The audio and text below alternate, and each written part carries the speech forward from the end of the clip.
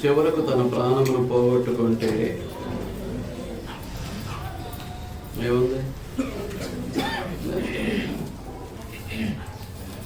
కోట్ల రూపాయలు ఉండొచ్చు, కేజీల బంగారం ఉండొచ్చు, మనుగుల వెండి ఉండొచ్చు, వందల వేలల్లో ఎకరాల భూములు ఉండొచ్చు, అధిక సంఖ్యలో గృహాలు కూడా ఉండొచ్చు. ఎంత ఉన్నప్పటికీ చివరకు దాన్ని అనుభవించే పరిస్థితి వచ్చేసరికి ప్రాణం పోయింది అనుకోండి. లేదు, తను జీవిస్తున్నటువంటి పాప భూయిష్టమైనటువంటి జీవితం ద్వారా మరణం అతన్ని కౌగలించుకుంది అనుకోండి. ఏముంది? ఏమున్నా ఏమీ లేదు. ఏమున్నా ఏం లేదు. అంచేత మనం చాలా జాగ్రత్తగా పాఠాన్ని ఆలోచించవలసినటువంటి బాధ్యత మన మీద ఉంది.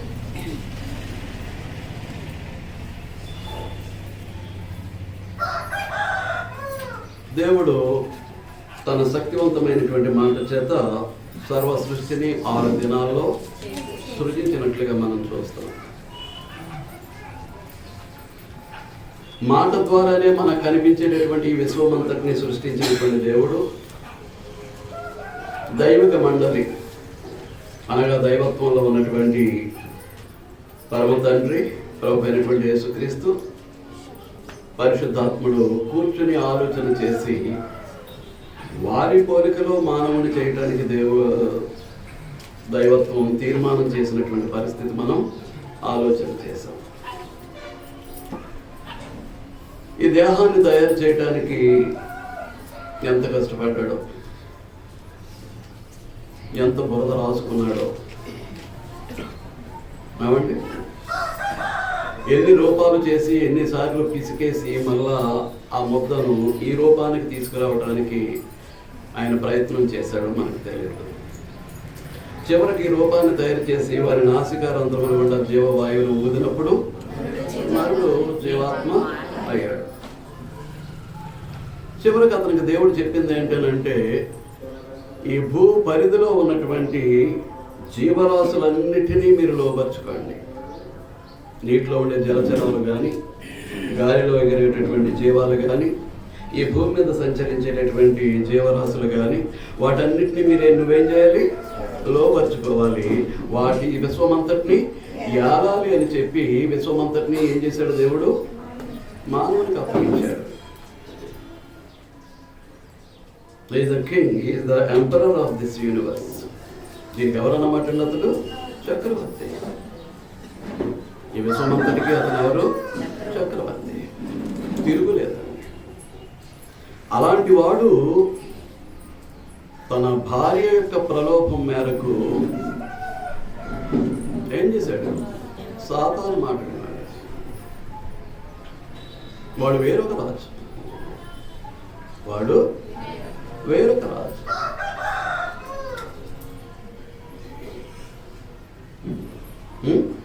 సకల దురాశలకు రాజాడు. సకల దురాశలకు వాడు రాజు. వాడి దగ్గర సత్యం అనేటటువంటిది ఉండదు. వాడు నరహంతకుడు, అబద్ధికుడు, అబద్ధమునకు జనకుడు, అపవాది, సర్వలోకమును మోసపుచ్చేటటువంటి వాడు. ఇటువంటి లక్షణాలు కలిగినటువంటి సాతాను యొక్క మాట విని ఏం చేశాడు? ఇదంతా తనకు అప్పగించబడిన, దేవుని చేత పాలించడానికి అప్పగించబడినటువంటి ఈ విశ్వమంతటిని తీసుకెళ్ళి సాతానుకి అప్పగించేశాడు. ఒక రాజు పొరుగు రాజు యొక్క మాట విన్నాడు అని అంటే అతని చేత ఇతను జయింపబడినట్టే. ఒక రాజు చేతిలో ఓడిపోయాడు అని అంటే అతని రాజ్యం అంతా ఆ శత్రురాజు యొక్క హస్తగతం అయిపోద్ది. అలాగే ఈ సృష్టి అంతా కూడా, సృష్టి మీద చక్రవర్తిగా ఉన్నటువంటి ఆదాము ఏం చేశాడు? ఆ సాతాను యొక్క మాట వినుట ద్వారా, భార్య ద్వారా ఏం చేశాడు అన్నమాట? ఈ సృష్టినంతటిని పట్టుకెళ్ళి సాతాను చేతిలో పెట్టేశాడు. వాడు ధైర్యంగా చెప్పేస్తున్నాడు. వాడు ధైర్యంగా చెప్పేస్తున్నాం. చూడండి లూకా సువార్త చూసుకున్నది మరొకసారి నేను జ్ఞాపకం చేస్తాను. 4వ అధ్యాయం లూకా సువార్త 4వ అధ్యాయం 5వ వచనం మనం చూస్తే 6 రోజులు యేసుక్రీస్తు ప్రభు ఈ సృష్టిని చేస్తే ఆ సృష్టికర్త అయినటువంటి ప్రభువును తీసుకువెళ్ళి ఈ రాజ్యములన్నిటినీ ఒక్క నిమిషంలో చూపించి 6 రోజులు దేవుడు సృష్టి చేస్తే ఆ సృష్టికర్తకే ఎంతసేపట్లో చూపెట్టాడండి? ఓన్లీ సింగిల్ మినిట్, ఒక్క నిమిషంలో చూపించేసి ఈ అధికారం అంతయు ఈ రాజ్యముల మహిమయు నీకు ఇచ్చేస్తాను. ఈ అధికారం అంతయు ఈ రాజ్యముల మహిమయు నీకు ఇచ్చేస్తాను. ఇప్పుడు దాన్ని మరలా తిరిగి సంపాదించుకోవటానికే కదా నువ్వు రక్తమాంసాల్లో పారివాడవై పాప శరీరాకారంతో భూమి మీదకి వచ్చింది. లోక పాపమంతా మోసి లోక పాప శిక్షను శిలువలో భరించి లోక మనుషుల యొక్క ప్రాణాలకు ప్రతిగా నీ ప్రాణాన్ని అర్పించడానికి కదలి వచ్చింది. నువ్వు అంత శ్రమ పడక్కర్లా. ఒళ్ళంతా చీరగొట్టించుకోవాల్సిన పని లేదు, తలకు ముళ్ళ కిరీటం పెట్టుకోవాల్సిన పని లేదు, కాళ్ళలో చేతుల్లో మేకలతో సిలువకు బిగించవలసినటువంటి పని లేదు, బ్రతికున్నాడా చనిపోయాడా చూడటానికి డొక్కలో పెట్టి బల్లెంతో పొడిపించుకోవాల్సినటువంటి అవసరం. నువ్వు ఏ శ్రమ పడక్కర్లా. ఒక్కసారి నువ్వేం చేయాలి? ఏం చేయాలి? నువ్వు నాకు మొక్కాలంతే. 7వ వచనంలో అంటున్నాడు, నువ్వు నాకేం చేయాలి? మొక్కితివా ఇది అంతయు నేను నీకు ఇచ్చేస్తాను. కారణం ఏంటనంటే అది నాకు అప్పగింపబడినది. ఉన్నతమైన స్థితిలో ఉండి నేను చేసినటువంటి సృష్టి అంతటిని పరిపాలన చేయమని దేవుడు ఆదాముకు బాధ్యతను అప్పగిస్తే వాడేం చేశాడు? తనకు దేవుడు అప్పగించినటువంటి ఈ విశ్వమంతటిని ఏకఛత్రాధిపత్యంతో సార్వభౌమంగా పరిపాలించేటటువంటి విశ్వమంతటిని పట్టుకెళ్ళి ఎవరికి అప్పగించేశాడండి? సాతానుకి అప్పగించాడు. వాడి యొక్క స్వభావాన్ని బట్టి, వాడి నైజాన్ని బట్టి ఈ సృష్టినంతటిని వాడేం చేశాడు? వ్యర్థపరిచేశాడు. ఈ సృష్టినంతటిని వాడు ఏం చేశాడండి? వ్యర్థపరిచేశాడు. మానవుడు చేసినటువంటి ఈ పనికి ఈ సృష్టి అంతయు కూడా దుఃఖిస్తూ ఉంది, వేదన చెందుతూ ఉంది. చూడండి రోమపత్రిక, అది ఆదాము యొక్క పనే కాదు. ఈ రోజున మనము కూడా అందులో పాలిభాగస్థులమై ఉన్నామనే సంగతిని మర్చిపోవద్దండి. ఎంతవరకు మనం హృదయ శుద్ధి కలిగిన వారమై ఉన్నాం? ఎప్పటికీ, ఈ రోజుకి, ఈ క్షణానికి ఎంతవరకు హృదయ శుద్ధి అనేది మన దగ్గర ఉంది? ఎంతవరకు మన తలంపులు పరిశుద్ధంగా ఉన్నాయి? ఎంతవరకు మన కోరికలు పరిశుద్ధంగా ఉన్నాయి? అలాగే మన మనసు ఎంత మంచిగా ఉంది? మనసులో కలిగేటటువంటి ఆలోచనలు ఎంత పరిశుద్ధంగా ఉన్నాయి? నువ్వు మాట్లాడే మాట తప్పు, నువ్వు చేసే పని తప్పు, నీ తలంపు తప్పు, నీ కోరిక తప్పు, నీ ఆలోచన తప్పు అని మనలో దేవుని చేత ఉంచబడినటువంటి న్యాయాధిపతి అయినటువంటి మనస్సాక్షి గద్దిస్తూ ఉంటే ఎంతవరకు మనస్సాక్షికి మనం లోబడుతున్నాం? ఎంతవరకు మనస్సాక్షిని నిర్మలంగా మనం ఉంచుకోగలుగుతున్నాం? ఆ 3 చెడిపోయి అంటే ఇదంతా చెడిపోయినట్టే లెక్క. నీ చూపులు చెడిపోతాయి, నీ వినికిడి చెడిపోతాయి, నీ మాటలు చెడిపోతాయి, నీ ఆహార పానీయాలు చెడిపోతాయి, నువ్వు చేసే పనులు చెడిపోతాయి, నువ్వు నడిచే నడత చెడు, మొత్తం సర్వనాశనం అన్నమాట అండి.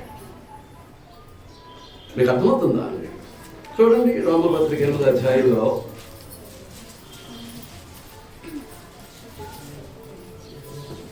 19వ వచనం నుంచి మనం చూస్తే, దేవుని కుమారుల ప్రత్యక్షత కొరకు సృష్టి మిగులు ఆశతో చూచుచూ కనిపెట్టుచున్నది.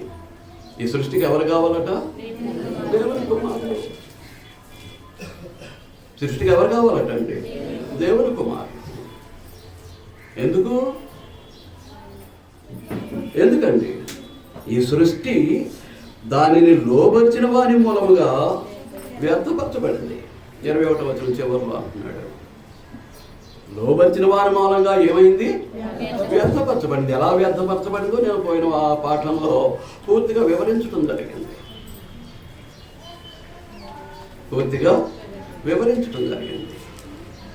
ఒక ముంజిగైనా తినట్లేదు, ఒక ద్రాక్ష పండుగా తినట్లేదు, ఒక బెల్లాన్ని బెల్లంలా తినట్లేదు. ఏం చేస్తున్నాడు?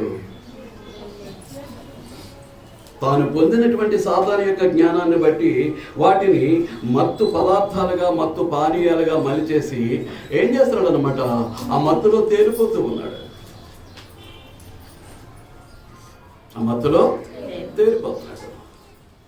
దేవుని యొక్క ఆలయమైనటువంటి దేహం ఏమైపోయినా పర్వాలేదు, ఎన్ని రోగాలు వచ్చేసినా పర్వాలేదు, కుటుంబాన్ని దిక్కులేని దానిగా విడిచిపెట్టి చేసేసినా పర్వాలేదు,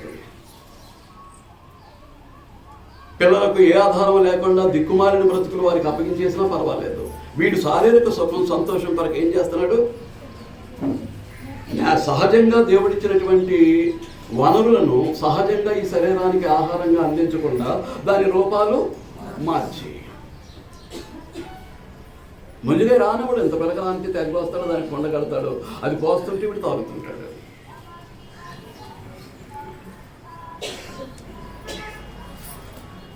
అలాగే చెరుకు రసాన్ని చెరుకు రసంగా, చెరుకు గెడగా తినేవాడు దాన్ని ఏం చేశాడు? బెల్లం తయారు చేశాడు. మొదటి క్వాలిటీ ఆహార పదార్థాల్లో వినియోగిస్తూ ఉంటాం, రెండవ క్వాలిటీ సారా తయారీకి వెళుతూ ఉంటుంది. అలాగే షుగర్ ఫ్యాక్టరీస్లో మలాసిస్ అని వస్తుంది, దాన్ని నోరు తిరగిన వారు మలాసా అంటారు. ఎక్కడే ఉండేది షుగర్ ఫ్యాక్టరీ.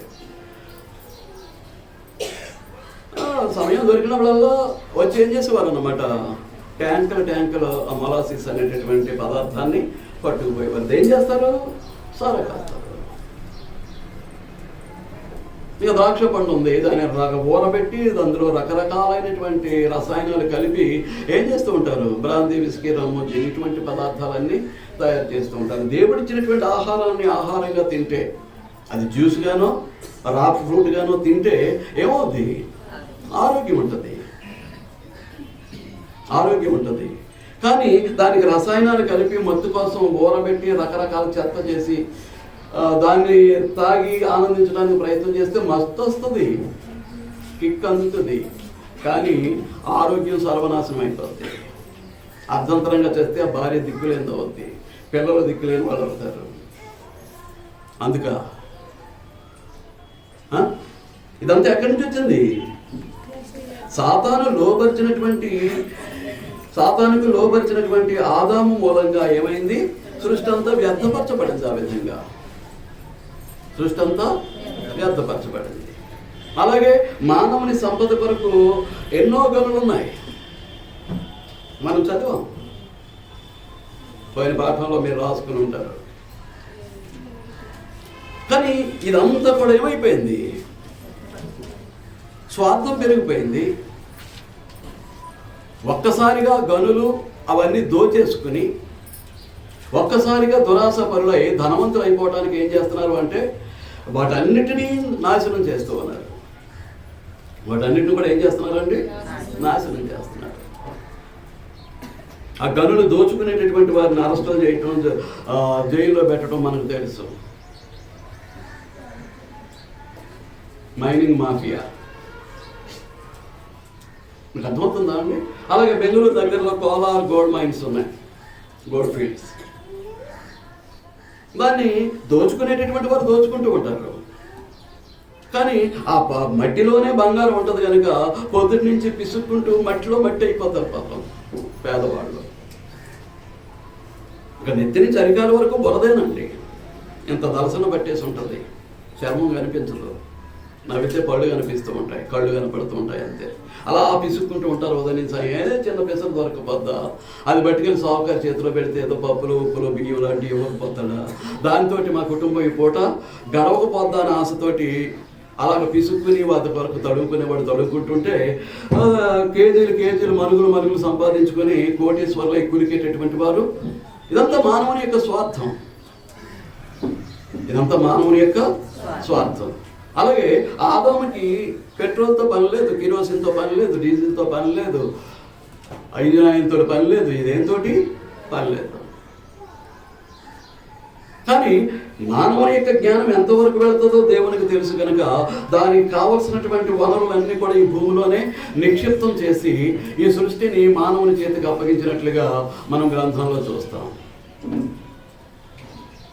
అగ్నిమయమై ఉంటుంది అటు లోపల భూమి. కారణం ఈ ఆయిల్స్ అన్నీ అక్కడే, గ్యాస్ అంతా అక్కడే భగ భగ భగ భగ మండుతూ ఉంటుంది అటు లోపల. వేలాది నదులంత విస్తార తైలము నీకిచ్చిన తీరున మనం పాడుతూ ఉంటాం. ఏ తైలం అది? భూమి లోపల ప్రవహించేటటువంటి ఆయిల్స్. తైలం అనగా నూనె. వీటన్నిటినీ ఏం చేస్తున్నారు అన్నమాట? స్వార్థంతో దోచేసుకుంటున్నారు. ఒకనాటికి గాడిదలు గుర్రాలు వచ్చేస్తాయండి, లోపల తరిగిపోతున్నాయట. ఏంటి ఈ ఆయిల్ వనరులన్నీ కూడా తరిగిపోతున్నాయట. రేపు పొద్దున గాడిదలు గుర్రాలు, లేదనుకుంటే సైకిలే గతి. ఇక మరి ఏ వాహనం ఉండదండి భూమి మీద. లేదనుకుంటే ఎలక్ట్రిక్ సంపూర్ణంగా ఉంటే ఎలక్ట్రిక్ వాహనాలు వస్తాయి, కరెంటు సమృద్ధిగా ఉంటాయి. ఇక ఆయిల్ మీద నడిచేటువంటి వాహనాలు ఏముండవండి కొన్ని సంవత్సరాలకి. ఇప్పుడు 100 చేరువలో 100 పెట్రోల్. భయపడిపోతున్నాడు సామాన్యుడు, మధ్య తరగతి వాడు బండి ఎక్కడానికి. బండి ఎక్కడానికి దళాలు ఆడిపోతున్నాడండి. ఆ వాహనాన్ని మెయింటైన్ చేయడం చాలా కష్టమైపోయింది. అంచేత ఇదంతా కూడా ఏమైపోయింది అన్నమాట? లోబర్చిన వాని మూలముగా వ్యర్థపరచబడింది. ఈ వ్యర్థత నుండి సృష్టి తప్పించుకోవాలంటే ఎవరు కావాలి? దేవుని కుమారుడు యొక్క ప్రత్యక్షత కావాలి. ఆ దేవుని కుమారుడు యొక్క ప్రత్యక్షత కొరకు సృష్టి యావత్తు కూడా ఏం చేస్తుంది? ఏకగ్రీవముగా మూలుగుచు ప్రసవ వేదన పడుచున్నదని ఎరుగుదము. 22వ వచనం. సృష్టి అంతా కూడా ఏం చేస్తుంది? మూలుగుచు ఏం చేస్తుంది అన్నమాట? దేవుని కుమారుల ప్రత్యక్షత కొరకు ఏకగ్రీవముగా మూలుగుచు ప్రసవ వేదన పడుచున్నది. మనమేం మారం, మనం దేవుని కుమారులుగా మారం. ఏదో నామకార్థంగా వచ్చి కూర్చుంటాం. ఇన్ని సంవత్సరాల అనుభవంలో నేను మారానన్న వాళ్ళు ఒక్కరు చేయొద్దండి, ఎవరైనా సహోదరులు కానీ సహోదరులు కానీ. నేను వాక్యానుసారంగా జీవిస్తున్నానండి, నా విశ్వాసం పరిపూర్ణమైనటువంటి స్థాయికి వచ్చింది, నేను దేవుని యొక్క పూర్ణంగా భయభక్తులు కలిగి ఉన్నాను, దేవుడు అంటే దేవునికి లోబడి జీవిస్తూ ఉన్నాను, దేవుని కొరకు మాత్రమే బ్రతుకుతున్నాను అన్న వాళ్ళు ఒకరు చేయొద్దండి. లేదు, 70-80 మంది కూర్చొని ఉన్నా దేవుని కుమారులు లేరు. దేవుని కుమారులు లేరంటే క్రైస్తవులు లేరు. దేవుని కుమారులు లేరంటే క్రైస్తవులు లేరు. విశ్వాసులు లేరు. మారు మనసు పొందిన వారు లేరు. దేవుడు అంటే భయము భక్తి కలిగి బ్రతికే వాళ్ళు లేరు. ఎవరైనా ఒక అర్థం లేదు. అంచేత ఇదంతా కూడా ఎక్కడికి వెళ్ళిపోయింది అన్నమాట? సాతాను యొక్క అధికారం క్రిందికి వెళ్ళిపోయింది. చూడండి, అపోస్తలుల కార్యముల గ్రంథం 16వ అధ్యాయం, క్షమించండి 26వ అధ్యాయం. అపోస్తలుల కార్యముల గ్రంథం 26వ అధ్యాయం.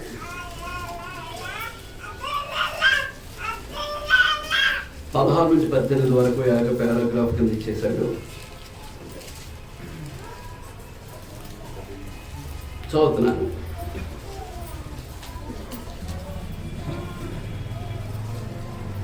పౌలుతోటి ప్రభు మాట్లాడుతూ, నీవు నన్ను చూచి ఉన్న సంగతిని గూర్చియు, నేను నీకు కనబడబో సంగతిని గూర్చియు, నిన్ను పరిచారకుని గాను సాక్షిని గాను నియమించుటకై కనబడి ఉన్నాను. నీవు లేచి నీ పాదములు మోపి నిలువము. నేను ఈ ప్రజల వలనను అన్యజనుల వలనను హాని కలగకుండా నిన్ను కాపాడదను. వారు చీకటిలో నుండి వెలుగులోనికి, అనగా సాతాను అధికారము నుండి దేవుని వైపుకు తిరిగి. ఇది మనకు కావాల్సింది. చీకటిలో నుంచి వెలుగులోనికి, చీకటిలో నుంచి వెలుగులోనికి, అనగా సాతాను అధికారము నుండి దేవుని వైపు. సాతాను అధికారము నుండి దేవుని వైపు. ఇందుకే సాతాను దేనికి అధికారి అయి ఉన్నాడు?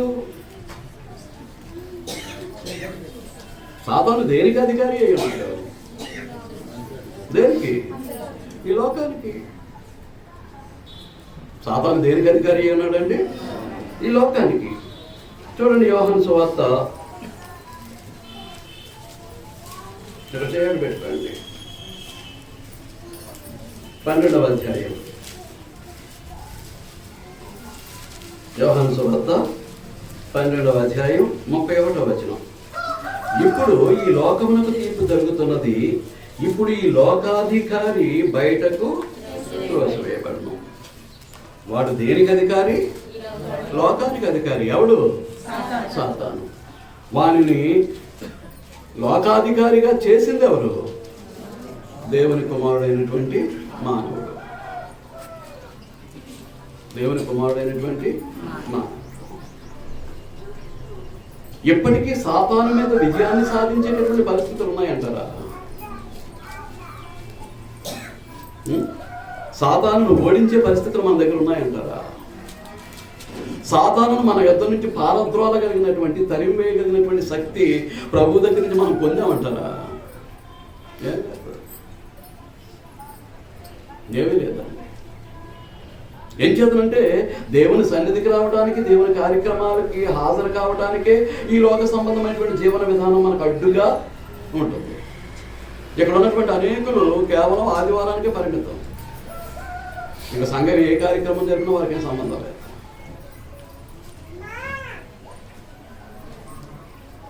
ఏమండి, ఒకవేళ కృతజ్ఞత కూటాలకు వస్తూ ఉంటారు. ఏం చేద్దామంటే మనం వెళ్ళకపోతే మన ఇంటికి రాదేమో అని. మనం వెళ్ళకపోతే మన ఇంటికి రారేమో అనేటటువంటి తలంపుతో, దేవుని మీద విశ్వాసంతో, భక్తితో కాదు. మళ్ళా మనం కృతజ్ఞత కూటం పెట్టుకుంటే ఎవడో రాడేమో అనేటటువంటి భయంతో ఏంటంటే వాటికి హాజరవుతూ ఉంటారు.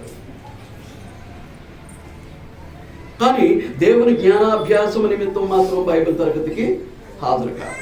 ఏంటంటారు? సాతాను చెరపట్టిన వారు కదా వారు. సాతాను మెడబట్టుకుని ఆపట్లేదా? అలాగంతే. బైబిల్ క్లాసా? ఏంటి బైబిల్ క్లాస్? నువ్వు నా పని చేయమంటే బైబిల్ క్లాస్ అంటావేంటి? నా పని చేయమంటే ఆరాధన అంటావేంటి? నా పని చేయమంటే ఇంకొక పని దేవుని పని గురించి నాతో మాట్లాడతావేంటి? ఆగలాగంటే ఆగిపోతున్నాం అంతే. పని కట్టుకుని వెళ్ళినటువంటి దేవుని సేవకుడు ఏదో ఇద్దరు ఉంటారో ముగ్గురే ఉంటారో వాళ్ళతో కార్యక్రమం జరుపుకుని రావటమే తప్ప దేవుడు అంటే భయభక్తులు ఉన్నటువంటి పరిస్థితులు ఇన్ని సంవత్సరాలు బట్టి కొనసాగుతున్నా ఇంకా దేవుని సన్నిధిలో ఎలా ఉండాలి అనేటటువంటిది ఇంకా అర్థం కానటువంటి పరిస్థితి. అది సాతాను యొక్క ప్రభావం కదా మన మీద. ఒక వారం వస్తే ఒక వారం ఎందుకు మానేస్తాం? ఎందుకు మానేస్తారు? ఎందుకు దేవుని సన్నిధి అంటే లెక్కలేదు? ఎందుకు దేవుని జ్ఞానం అంటే నిర్లక్ష్యం? ఎందుకు దేవుని మాట అంటే అసలు పట్టింపు లేకుండా మనం అనుకున్నదే మనం జరిగిస్తూ ఉంటాం. ఏం చేద్దాం? ఎక్కడున్నాం అన్నమాట అండి. ఈ లోకాధికారి అయినటువంటి సాతానికి లోబడి ఉన్నాం కనుకే దేవుని కార్యక్రమాలకు యథార్థంగా హాజరవ్వం.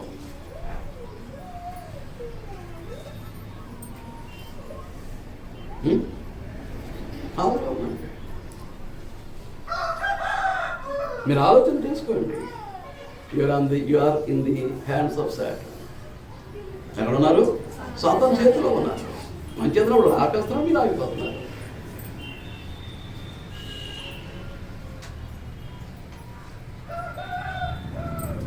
ఇటువంటి సాతాను పిల్లలమైనటువంటి సాతాను సంబంధమైనటువంటి మనం దేవుని కుమారం ఎప్పుడవుతాం? ఈ లోకాధికారి అయినటువంటి సాతానికి ఎప్పటికీ ఈ క్షణానికి లోబడి జీవిస్తున్నటువంటి మనం దేవుని కుమారులుగా కుమార్తెలుగా ఎప్పుడు రూపాంతరం చెందుతాం? మరి విర్రవీగిపోతున్నాడు. అన్యులు వారి చేతిలోనే ఉన్నారు. అబద్ధ బోధలు చేసేటటువంటి వారు కూడా ఎవరి చేతిలో ఉన్నారు? వాడి చేతిలోనే ఉన్నారు.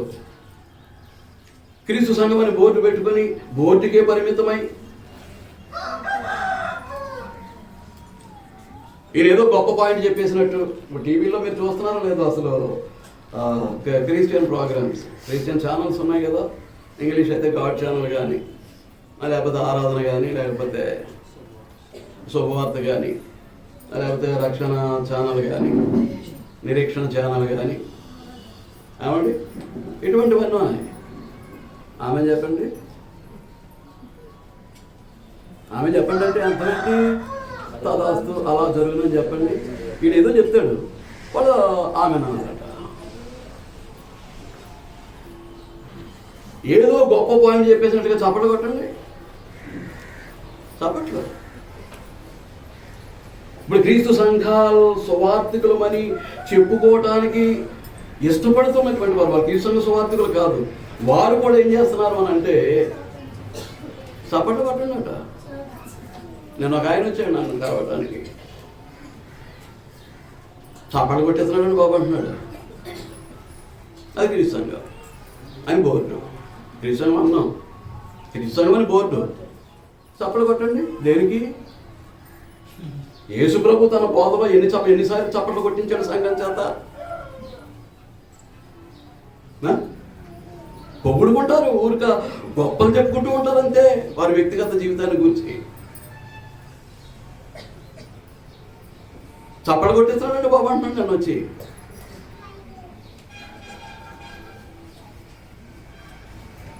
సంఘం ఏం చేస్తుంది? మీ బాబు కూడా సువార్థికుడే కదా, అతను ఎప్పుడైనా కొట్టించాడా? నిన్నగాక మొన్న దాకా నీవు కూడా సువార్థికుడిగానే ఉన్నావు కదా, ఎప్పుడైనా కొట్టించావా? ఇప్పుడు ఈ జబ్బు ఎందుకు వచ్చింది? ఎవడు అడిగేవాడు లేడు. సంఘం బోధన నమూనాను పట్టుకొచ్చింది యేసుక్రీస్తు. ఆ నమూనా అంతటి అపోస్తులకు నేర్పించింది యేసుక్రీస్తు. అపోస్తుల బోధలో ఈ విధానం ఎక్కడైనా ఉందా? అపోస్తుల బోధలో ఈ విధానం అంతా ఎక్కడైనా ఉందా అండి? వీళ్ళందరూ ఎక్కడున్నారన్నమాట? ఈ లోకాధికారి అయినటువంటి సాతాను క్రింద ఉన్నటువంటి వారు. అలాంటి వారి మధ్యలో మనలాంటి వాడు, నాలాంటి వాడు ఒకడు ఉండి, లేక మీలాంటి వారు ఒక సంఘంగా ఉండి ఏం సాధించగలరు? మనలో పోరాట పట్టిన లేదు. ఏదో రావటం, కూర్చోవటం, పోవటం తప్ప సత్యాన్ని భూమి మీద ప్రతిష్ఠించడానికి పోరాటం చేయడానికి ఒక్కడ ముందుకు రాడండి. ఏదో కాలక్షేపం అయిపోవాలి. ఈ లోకాధికారి అయినటువంటి సాతాను ఏమి సృష్టినంతటిని ఏం చేస్తున్నాడు? వ్యర్థపరి చేస్తున్నాడు. ఎందుకు? పనికిరాని దాని కింద చేశాడు. చూడండి 16వ అధ్యాయం యోహాను సువార్త 9-11 వచనాలు ఏకంగా కలిపేశాడు. లోకులు నా యందు విశ్వాసం ఉంచలేదు కనుక పాపములను గూర్చియు, నేను తండ్రి యొద్దకు వెళ్ళటం వలన మీరు ఎక్కడో నన్ను చూడరు కనుక నీతిని గూర్చియు, ఈ లోకాధికారి తీర్పు పొంది ఉన్నాడు కనుక ఆ తీర్పును గూర్చియు ఒప్పుకొని చేస్తాడు. అంటే పరిశుద్ధాత్మలు వచ్చి తను ఏం పని చేస్తాడు అనే దాన్ని, పరిశుద్ధాత్మ యొక్క పనిని గురించి మాట్లాడుతూ ఏం చెప్తున్నాడు? ఈ లోకాధికారి తీర్పు పొంది ఉన్నాడు. ఈ లోకాధికారి ఎవరు? చీకట్లో నుంచి వెలుగులోనికి, అపోస్తలుల కార్యాలకు రండి. చీకట్లో నుంచి వెలుగులోనికి, సాతాను అధికారము నుండి దేవుని వైపు. అందుకే సాతాను దేని మీద అధికారి? దేని మీద అధికారి? లోకం మీద అధికారి. వాడు లోకాన్ని ఏలుతూ ఉన్నాడు, లోకాన్ని పరిపాలిస్తూ ఉన్నాడు. లోకంలో ఉన్నటువంటి మనుషులందరూ కూడా, క్రీస్తు సంఘములో లేనటువంటి ప్రతి మనిషి కూడా ఏమై ఉన్నాడు? సాతాను పరిపాలన కింద, సాతాను అధికారానికి లోబడిన వాడై ఉన్నాడు. చీకటిలో నుంచి వెలుగులోనికి మొట్టమొదటి ఫ్రేజ్. చీకటి సాతాను రాజ్యానికి చెందినటువంటిది. సాతాను యొక్క రాజ్యం ఎలాంటిది? చీకటి రాజ్యం. ఆ చీకటిలో నుంచి ఎక్కడికి రమ్మంటున్నాడు? వెలుగులోనికి, దేవుని రాజ్యంలోనికి. దేవుడు క్రీస్తు ప్రభు చేత పరిపాలిస్తున్నటువంటి దేవుని రాజ్యంలోనికి. ఆ దేవుని రాజ్యం ఏదన్నమాట? క్రీస్తు సంఘం. ఆ రాజ్యం ఏదన్నమాట అండి? క్రీస్తు సంఘం. అనగా సాతాను అధికారం నుండి దేవుని వైపు. దీన్ని మనం ఆ చీకటిని గురించి, సాతాను అధికారాన్ని గురించి మనం ఆలోచన చేయాలి అని అంటే కొలస్సీలకు రాసిన పత్రిక 1వ అధ్యాయం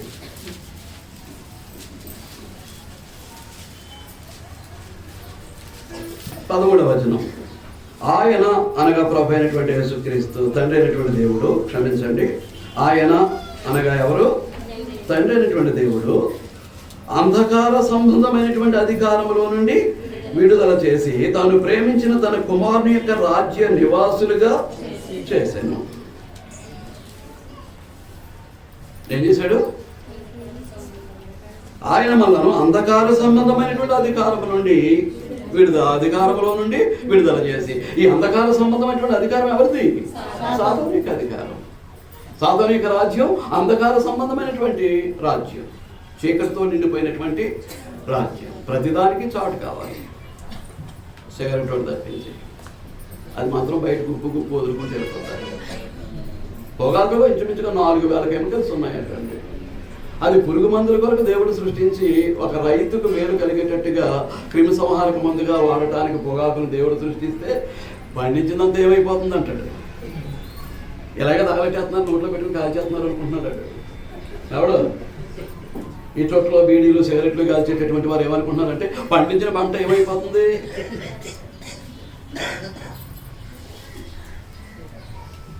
కాల్చడానికే పొగాకు అన్నట్టు. అంటే సాతాను ఏం చేస్తాడు అన్నమాట, వ్యర్థపరిచేశాడు. దేని కొరకు దేవుడు దేనిని సృష్టించాడో దానిని దేవుని ఉద్దేశాన్ని బట్టి సద్వినియోగపరచకుండా సాతాను ఏం చేస్తున్నాడు, మానవుని యొక్క మనస్సును హృదయాన్ని డైవర్ట్ చేసేస్తున్నాడు, పక్కకు తిప్పేస్తున్నాడు. ఏం చేద్దామంటే ఈ లోకం అంతా కూడా ఎక్కడుంది? సాతాను యొక్క అధికారం కింద ఉంది. సాతాను యొక్క అధికారం అంధకారమైనటువంటి అధికారం, చీకటితో కూడినటువంటి అధికారం. అంచేతనే లోకంలో నుండి మనం ఎక్కడికి రావాలి?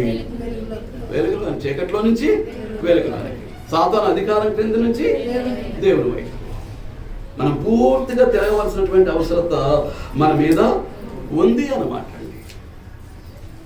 మీరందరూ ఆలోచిస్తూ ఉన్నారు, నేను భావిస్తూ ఉన్నాను. మీకు అర్థమవుతుందా? ఇప్పుడు అప్పగించిన వారి ద్వారా ఏం జరిగింది? నా కుమారుడు కదా అని అప్పగించేశాడు ఆయన. ఆదం ఎవరు? దేవుని కుమారుడు. నా కుమారుడే కదా, నాకు అనుకూలంగా పరిపాలన చేస్తాడు ఈ విశ్వం అంతటిని అని చెప్పి మామూలుకి ఏం చేశాడు? ఈ రాజ్యం అంతటిని, ఈ విశ్వం అంతటిని, ఈ సృష్టిని అంతటిని కూడా ఏం చేశాడు? అప్పగించేశాడు. వీడేం చేశాడు? వద్దన్నటువంటి పని చేసి, ఆ వద్దన్నటువంటి పని చేయడానికి ప్రలోభ పెట్టినటువంటి తన భార్య ద్వారా ఎవరికి అప్పగించేశాడు? సాతానుకి అప్పగించేశాడు. ఇప్పుడు మీలో ఎంతమంది సాతాను యొక్క అధికారం కింద ఉన్నారో ఒకసారి చూసుకోండి. నేను చెప్తాను కదా, నువ్వు వచ్చి ఏం చేస్తావనే తర్వాత సంగతి. నువ్వు క్రమంగా దేవుని సన్నిధికి హాజరు కావట్లేదంటేనే you are under the authority of Satan. నువ్వు ఎక్కడున్నావు? సాతాను అధికారం కిందే ఉన్నావు. ఏం చేస్తానంటే నీ ఆత్మ సంబంధమైనటువంటి జీవన విధానంలో క్రమాన్ని రానివ్వట్లేదు. లోకంలో ఉన్నదేదో చూసుకుని దేవుని సన్నిధిని విడిచిపెట్టేస్తున్నాం. ఏమండి? ఇప్పుడు బైబిల్ తరగతి రావట్లేదు, ఏం చేస్తుంటారు? టీవీ ముందు కూర్చుంటారా?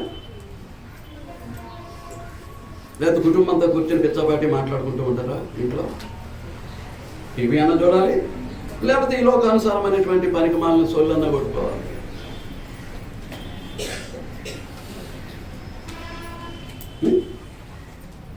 అంతకుమించి ఏం చేస్తారు? ఇదంతా సాతాను యొక్క పనే. నువ్వు టీవీ కొరకు దేవుని సన్నిధిని నిర్లక్ష్యం చేసినా సాతాను పనే. లేదు కుటుంబం అంతా కూర్చుని ఏదో కబుర్లు చెప్పుకున్నారనుకోండి, సరదాగా పిచ్చాపాటి మాట్లాడుకున్నారనుకోండి, అది సాతాను పని. దేనికి ఉపయోగం?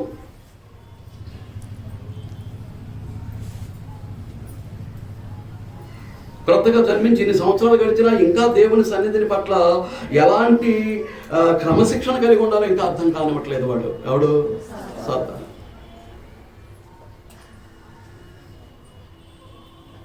అర్థం కానివ్వట్లేదు. వాడికి అనుకూలంగా మనం ఎప్పుడైతే ఉన్నామో వాడి క్రియలు మనలో నెరవేర్చుకోవడానికి, సఫలం చేయడానికి వాడు ప్రయత్నం చేస్తాడు. దేవుని సన్నిధిలో ఉండాల్సినటువంటి సమయంలో నువ్వు ఎక్కడో ఉన్నావు అని అంటే నువ్వు సాతాను చేతిలో ఉన్నావు, సాతాను అధికారానికి లోబడి ఉన్నావు. సాతానుని నీ తండ్రిగా ఎంచి సాతాను క్రియలే జరిగించుకుంటూ వెళుతున్నావు. అది జరిగింది. కనుక దేవుని కుమారుల ప్రత్యక్షత కొరకేమో సృష్టి మిగుల ఆశతోటి తేరి చూస్తూ ఉందట. దేవుని కుమారులుగా భూమి మీద ఉన్న వాళ్ళు మారితే ముంజుగాయ తింటాడు, తాటిపండుని తాటిపండుగానే తింటాడు, చెరుగ్గడగానే తింటాడు, బెల్లాన్ని బెల్లంగానే తింటాడు, ద్రాక్ష పండును ద్రాక్ష పండుగానే తింటాడు. మానవుల కొరకు, మానవుల యొక్క ఆరోగ్యం కొరకు, మానవుల యొక్క శక్తి సామర్థ్యాల కొరకు దేవుడిచ్చిన ఆహారముగా ఇచ్చినటువంటి పండ్లన్నీ కూడా ఏమవుతాయి? సద్వినియోగపరచబడతాయి. వ్యర్థత నుండి నేను తప్పించుకున్న దాన్ని అవుతానని సృష్టి మిగుల ఆశతోటి ఎదురు చూస్తూ ఉంటే మనం ఎవరో మారే పరిస్థితుల్లో లేదు. నామమాత్రంగా వచ్చి కూర్చుంటాము, ఆమె ననగానే వెళ్ళిపోతాం.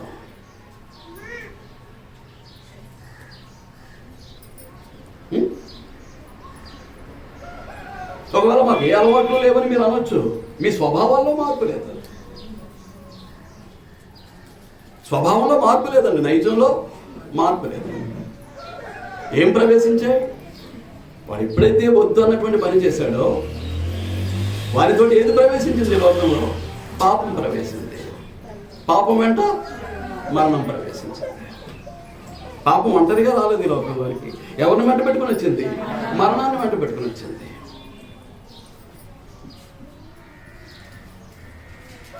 మరణంతో పాటు దేన్ని వెంట పెట్టుకుని వచ్చింది?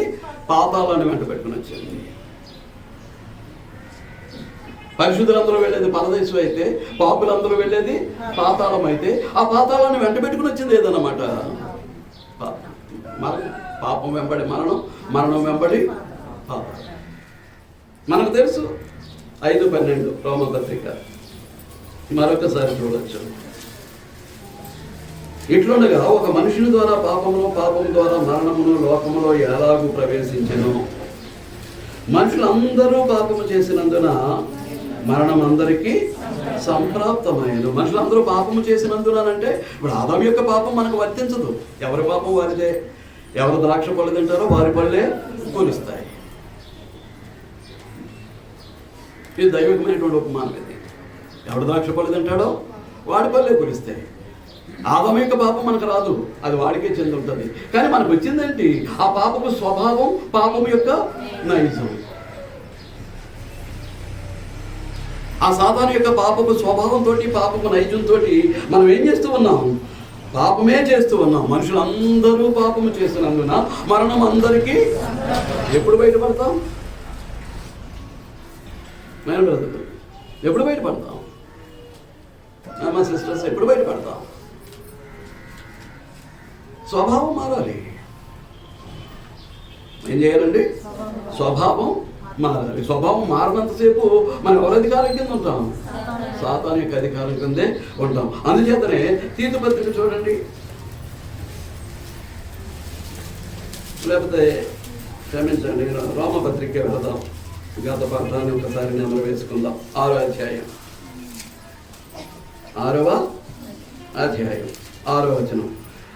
ఏమనగా మనం ఇంకనూ పాపములకు దాసులము కాకుండుటకు పాప శరీరము నిరంతకమగినట్లు మన ప్రాచీన స్వభావమును ఆయనతో కూడా, అనగా క్రీస్తుతో కూడా సిలువ వేయబడినని. స్వభావం ఏం చేయబడాలి?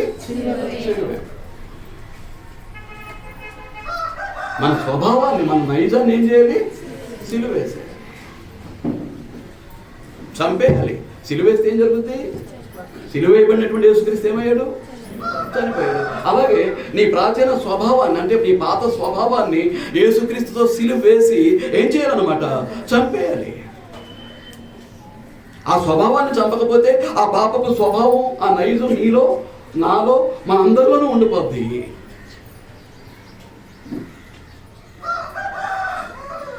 మనందరిలోనూ ఉండిపోద్ది. ఆ స్వభావాన్ని బాధ పెట్టేస్తాం.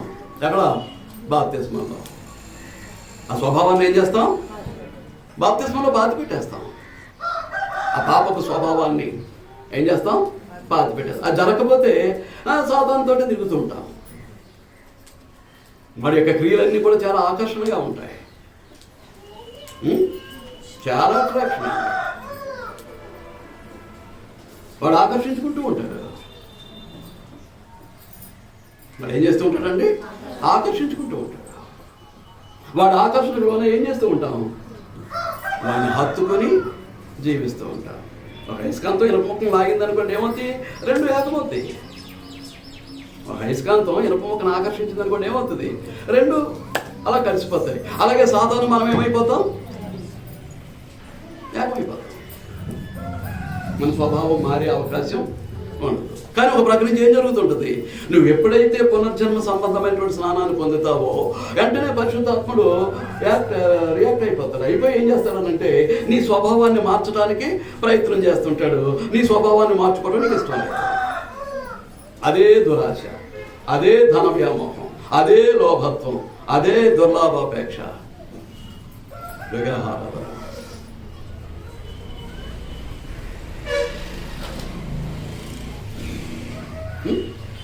చూడండి తీతు పత్రిక,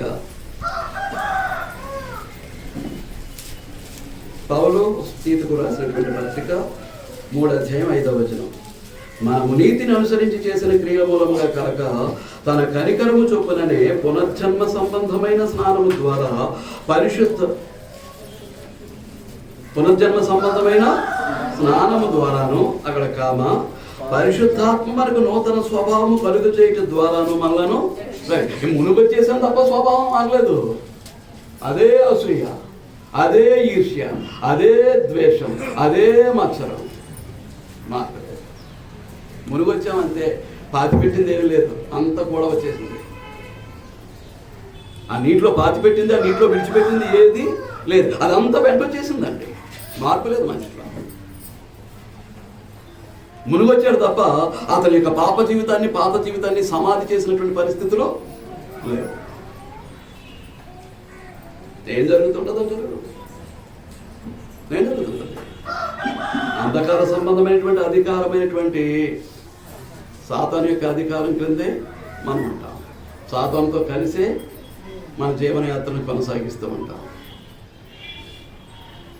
సాతానే మన తండ్రి, సాతానే మన గురువు, సాతానే మన ప్రభు. ఇక అన్నీ సాతానే,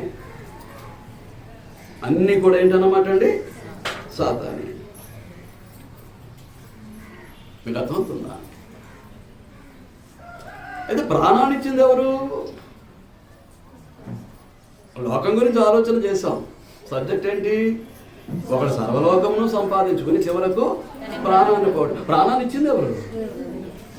దేవుడే. ఆత్మతో పాటు ఏం చేశాడు? ప్రాణాన్ని ఇచ్చాడు. ఆత్మతో పాటు ఏం చేశాడు? ప్రాణాన్ని ఇచ్చాడు. ప్రాణం ఎక్కడ ఉంటుంది?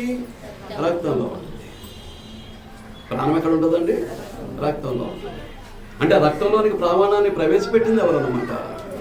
దేవుడు. ఇప్పుడు ఆత్మతో పాటు ఆత్మకు అవసరమైనటువంటి జీవాన్ని ఇచ్చింది ఎవరన్నమాట? దేవుడే. మానవుడు రెండు భాగాలు, శరీరము, ఆత్మ. శరీరానికి కావాల్సింది ప్రాణం, ఆత్మకు కావాల్సింది జీవం.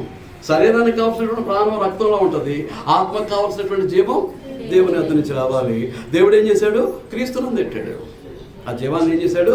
క్రీస్తునందు పెట్టి నువ్వు క్రీస్తులోనికి బాప్తిసం పొంది క్రీస్తునందు ఉన్నటువంటి ఆ జీవాన్ని నువ్వు స్వతంత్రించుకో. ఆ జీవాన్ని స్వతంత్రించుకో. నేను వచ్చిన ఒకటే చూపించేసి నేను ముగించేస్తాను. యెషయా గ్రంథం 2వ అధ్యాయం.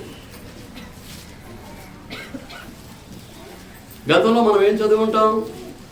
ఆదికాండం 2:7 వాని నాసికారంధ్రముల గుండా జీవవాయువును బోధగా నరుడు జీవాత్మయను. ఎక్కడేమంటున్నాడు? యెషయా గ్రంథం 2వ అధ్యాయం 22వ వచనంలో తన నాసికారంధ్రములలో ప్రాణము కలిగిన నరుని లక్ష్య పెట్టకము. ప్రాణం ఎక్కడుందట?